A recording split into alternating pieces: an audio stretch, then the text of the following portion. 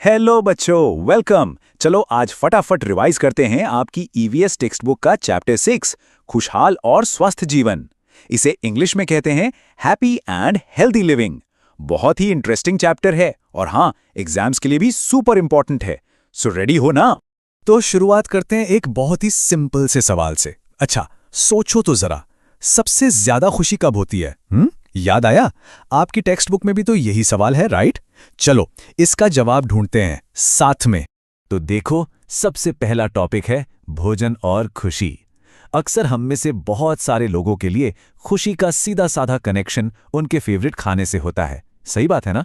सोचो, जब प्लेट में अपनी मनपसंद चीज रखी हो तो चेहरे पर एक बड़ी सी स्माइल आ ही जाती है। और पता है, हम सबकी पसंद भी कितनी अलग अलग होती हैं।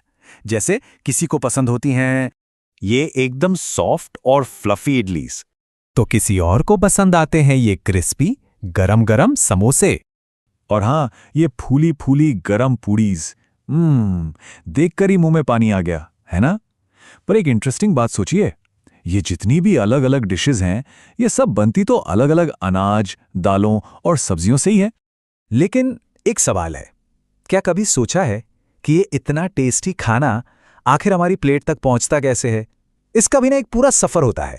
चलो आज हम उस सफर को ही देखते हैं, बिल्कुल शुरू से, खेत से लेकर हमारी प्लेट तक।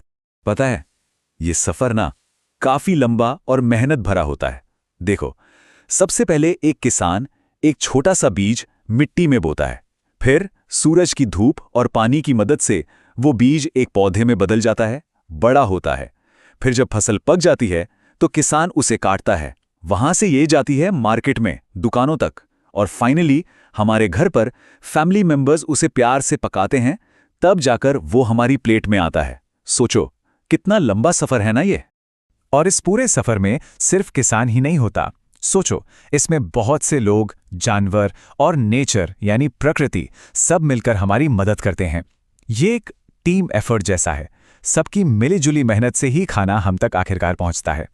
तो फिर सोचो, हमें किसका किसका शुक्रिया करना चाहिए?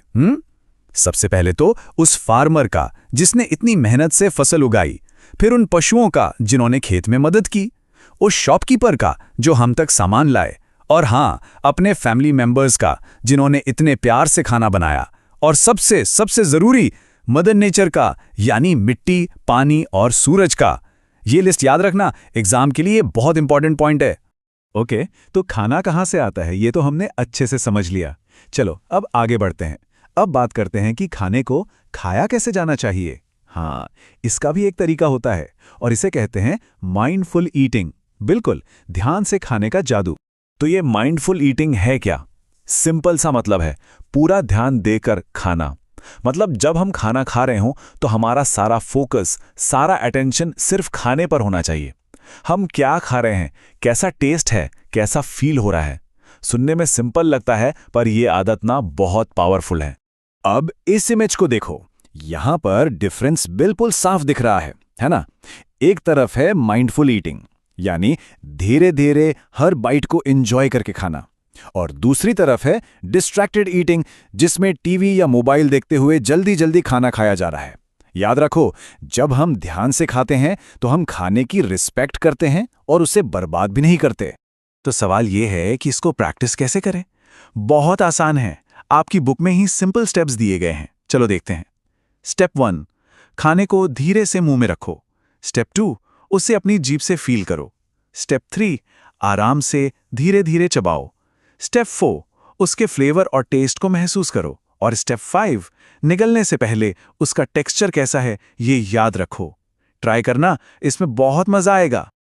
ऑलराइट, तो खाने की बात तो हो गई। अब आगे बढ़ते हैं एक और सुपर इंपॉर्टेंट टॉपिक पर, और वो है खेलना, आराम करना और रिचार्ज होना। मतलब एक्टिविटी और रेस्ट के बीच में एक बैलेंस बनाना। देखो, खेलना, कूदना, एक्सरसाइज करना, ये सब हेल्दी रहने के लिए जरूरी तो है, हम सब जानते हैं। लेकिन एक बात सोचो, जब पूरा दिन खेल कूद कर खूब मस्ती करके थक जाते हो, तब क्या होता है? कैसा फील होता है उस वक्त? एग्जैक्टली, तब जरूरत पड़ती है नींद की, सोने की। पर नींद इतनी जरूरी क्यों है? सबसे पहले ये हमारी सारी थकान मिटा देती है, हमें एकदम फ्रेश फील कराती है। इससे हम काम या खेल में आराम से फोकस कर पाते हैं। और हाँ, अगर नींद पूरी ना हो ना, तो हम चिड़चिड़ी से हो जाते हैं। इसलिए याद रखो, sleep is a super power. Okay, अब हम इस चैप्टर के आखिरी और शायद सबसे इंपॉर्टेंट टॉपिक पर आ गए हैं। ये है बीइंग सेफ एंड स्ट्रांग, यानी अपनी सुरक्षा के बारे में। इसे बहुत बहुत ध्यान से सुनना, ये जानना बहुत जरूरी है। हम सबको सेफ टच और अनसेफ टच के बीच का डिफरेंस यानी फर्क जरूर पता होना चाहिए। देखो, सेफ टच वो होता है जो हमें अच्छा फील कराए, कंफर्टेबल फील कराए, जैसे जब मम्मी पापा प्यार से गले लगाते हैं। और अनसेफ टच वो होता है जिससे हमें अजीब लगे, अनकंफर्टेबल, डरा हुआ या कंफ्यूज्ड फील हो। और ये एक बात हमेशा, आई रिपीट, हमेशा याद रखना, अगर किसी का भी टच आपको अनकंफर्टेबल फील कराए तो नो कहना बिल्कुल ठीक है। आपका नो कहने का पूरा हक है। आपके नो में बहुत पावर है। तो अगर कभी भी अनसेफ फील हो तो क्या करना है? बस ये 3 स्टेप्स याद रखो। नंबर 1, जोर से और क्लियरली नो बोलो। नंबर 2, उस जगह से या उस इंसान से फौरन दूर चले जाओ।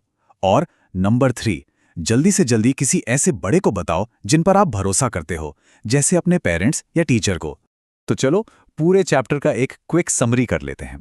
हैप्पी और हेल्दी रहने के लिए हमें बस 5 चीजों का ध्यान रखना है। क्या है वो?